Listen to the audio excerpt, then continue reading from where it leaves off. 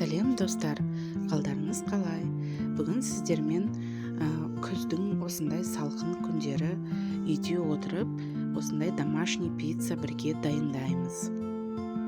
Дәмі өте тәтті, осындай сырный пиццаны дайындау үшін бізге келесі заттар керек. 300 грамм қайнатылған суға 1 щепотка тұз қосамыз, 2 шай қасық қант қосамыз, және де 2 шай қасық ашытқы қосып, барлығын венчикпен жақсылап араластырамыз. Апара жасау үшін. Апара дегеніміз ашытқыны ыстық суға қосып, осылай ашытқыны көтеріп алу. Әрі қарай осылай жарты стакан сұйық май қосып, венчикпен жақсылап әрі қарай араластырып аламыз, басы біріккенше. Апараны осылай бетін целлофанмен жауып, әрі қарай жылы жерге қойып қоямыз, көтерілгенге дейін. Мен жылы батарейдің жанына осылай қойып қойдым. Мынау бізде уже дайын болған апара. Осы апарамыздың үстіне 5-6 стакан ұн салып, осылай нанды дайындап аламыз. Ашытуға арналған дайын нанымызды осылай қолымызға сұйық майды құйып, жабыспас үшін шылап аламыз.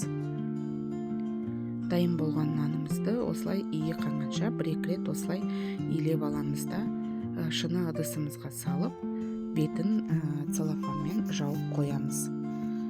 1-2 сағатқа, әбден нан ашытылғанша. Нанды жылы жерге қойып ашытып алған өте маңызды.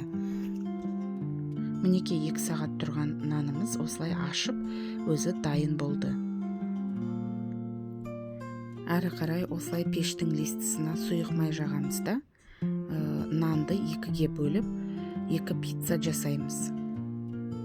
Пиццаның қамырын оқтаумен жаймай, қолмен де осылай жайып дайындап алуға болады. Дайын қамырдың үстіне осылай майонез бен кетчупты араластырамыз да, әбден жақсылап жағып аламыз. Осындай пицца болсын, тіске басар бір зат жасаған кезде балаларыма обязательно домашний лимонад қоса жасап беремін. Домашний лимонадтың рецептісі керек болса, менің страницамда бар. Күздің осындай салқын күндері, достар, сіздер қандай тағам жасап, үйде жылынасыздар.